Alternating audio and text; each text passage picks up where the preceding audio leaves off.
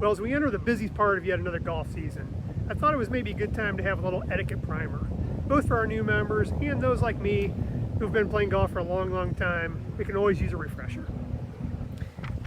Golf's unlike any other game or sport. We govern ourselves as far as the rules go when we're playing.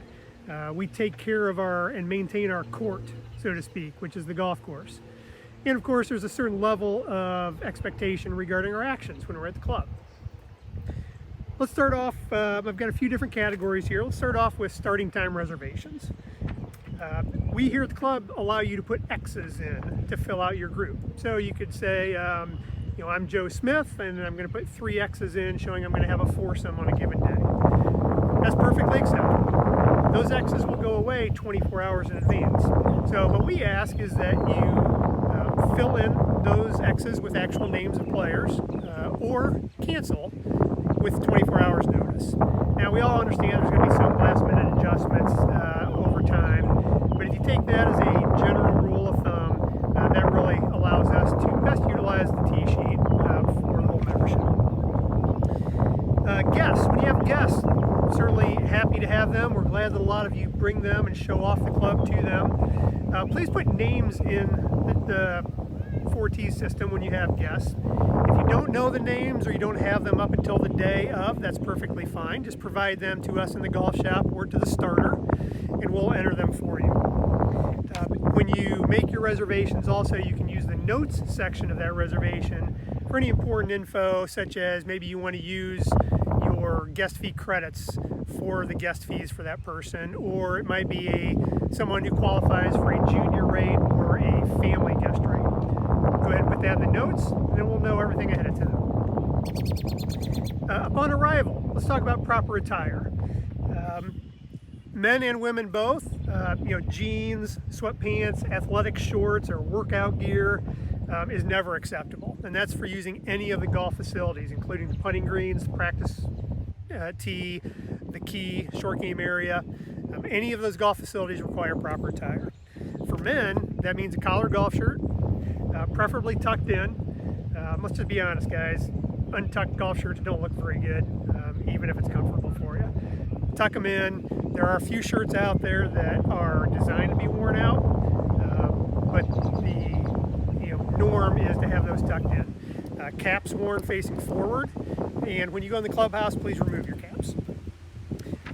Women, yours is a little more complicated. Women's golf fashion changes regularly, and so the way that our policy reads is that it's currently acceptable women's golf fashion. Typically that means shorts or skirts of an appropriate length, golf specific length as opposed to tennis or workout shorts.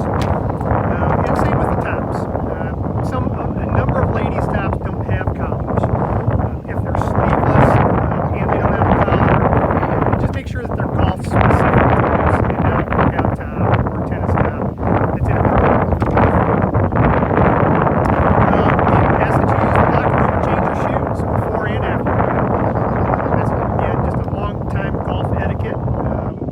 At the locker room, we'd like you to utilize it before and after your round instead of changing your shoes in the parking lot.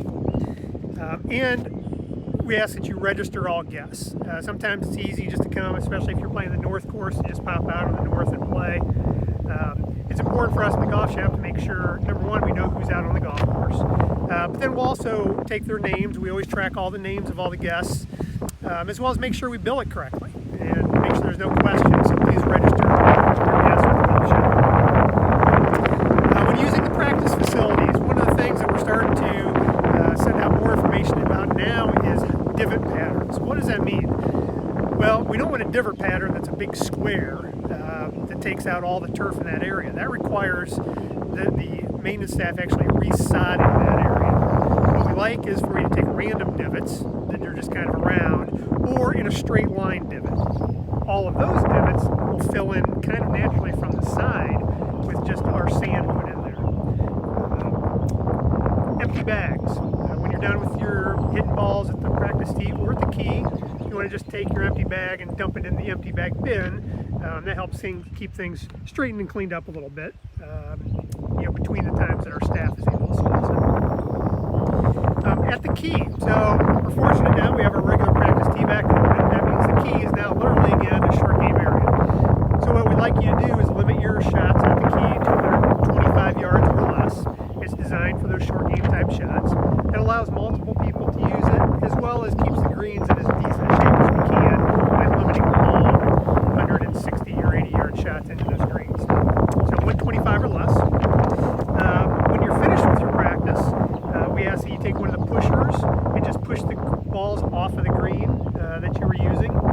keeps it clear then for the next member coming in.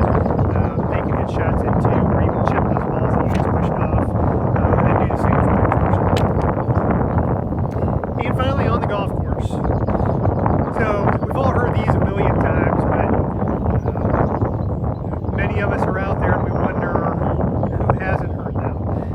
Bunkers are not being raked, quite honestly, like they should.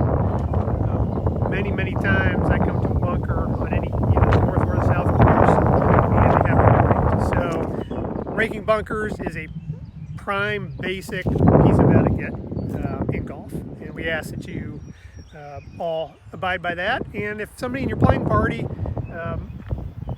feels the need not to do that, you might want to remind them. That's the best way to keep things going.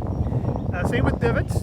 Divots seem to be a little bit better, but when you take a divot, if it cannot be replaced, if it's nice and big and can be replaced, that will regrow. If that can't happen, we ask you to fill it with sand, to smooth it out so it's about the level of the ground in that area, and then move on. Ball marks. The rule is fix 3.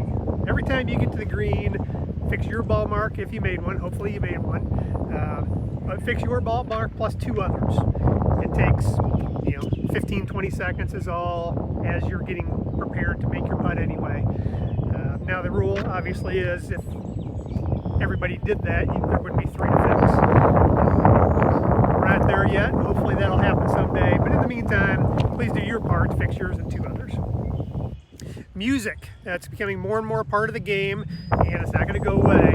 Music on the golf course. So our policy here is to be very conscientious about how you're playing that music. It should be audible only to the people that are in your golf cart.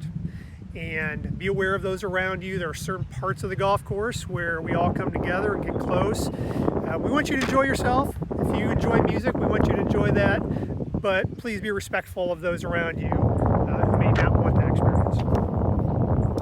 Pace of play. So our pace of play rating on the north course is 3 hours and 55 minutes. On the south course is 4 hours and 7 minutes. We allow for 5 to 8 minutes at the turn, so that brings it between 4 hours and 4 hours and 15 minutes for each course. That's certainly doable. 90% of the time we're at or below that pace, so a thank you to everybody. Occasionally we have a problem, and I just want to point out a few things. If you do feel yourself falling behind, and it's happened to everybody, you have a couple bad holes, you lose a ball, things can happen. The best thing for you to do is to do your best to pick it up and catch that group ahead of you as soon as you can. Letting groups through is perfectly fine, but if it's a busy day, all that's doing is delaying the problem, and it'll still back up. So the best thing you can do is pick it up. If you're playing within our proper pace, and there's still space open ahead of you with groups pushing from behind, it is perfectly acceptable and encouraged to let them through, even though you're playing at the proper pace. If they're catching you and there's space open ahead, go ahead and let them through. The turn. When you stop at the turn, it literally is for a quick restroom break, grab a beverage, that type of thing. If you want food, you should order it through the app when you get toward the 9th tee. If you're going to stop for lunch, then you realize you're giving up your spot in line. Now, on a day that's not super busy, that's probably no problem. There will be an opening where you can fit back in to the flow.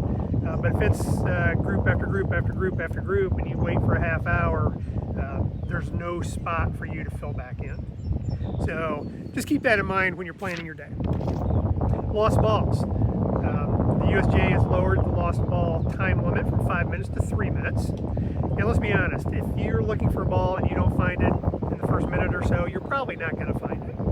If it's a club championship, that's one thing. But if it's your normal Saturday morning Nassau, you're looking for a ball and you just can't find it, keep things going. Drop a ball, play from there, take yourself out of the hole, whatever you need to do to kind of keep pace going for the enjoyment of everybody else playing. And finally, a few tips for pace of play. Play ready golf. If you don't know what ready golf is, that might be part of the problem. Ready golf means that as long as it can be done safely, when you get to your ball and you're ready to play, you don't have to wait on somebody else, even if they're further away.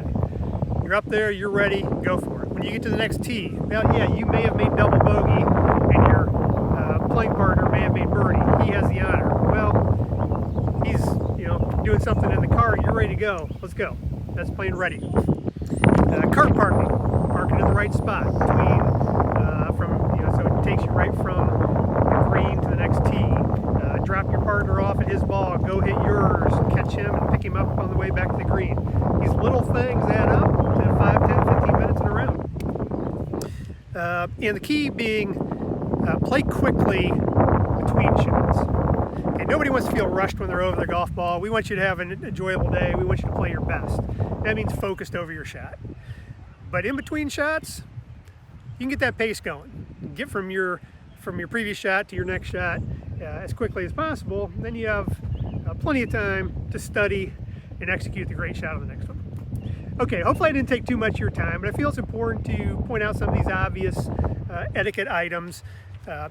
Please take a look at yourself and make sure that you're following them. And there's nothing at all wrong with pointing out to your playing partners that they may not be doing everything exactly right and could be affecting someone else's enjoyment of the club because of it. As always, if you have any questions, let me know. If you have anything to add to this list, shoot me an email and we'll get that on there. Thanks very much, and I hope to see you soon.